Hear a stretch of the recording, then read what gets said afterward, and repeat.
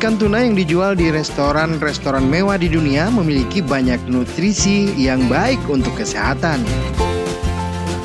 Ikan yang banyak terdapat di Laut Indonesia ini juga memiliki kandungan protein tinggi dan rendah lemak.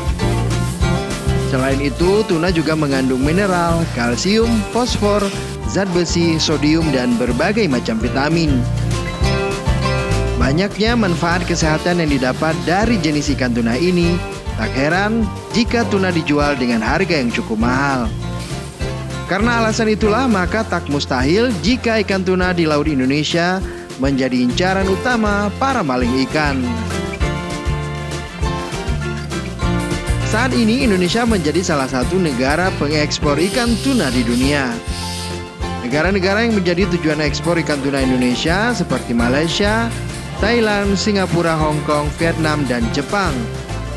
Selain itu, ikan tuna hasil tangkapan nelayan kita juga dipasok ke Tiongkok, Sri Lanka, Korea Selatan, Spanyol, Portugal, Amerika Serikat, dan Kanada.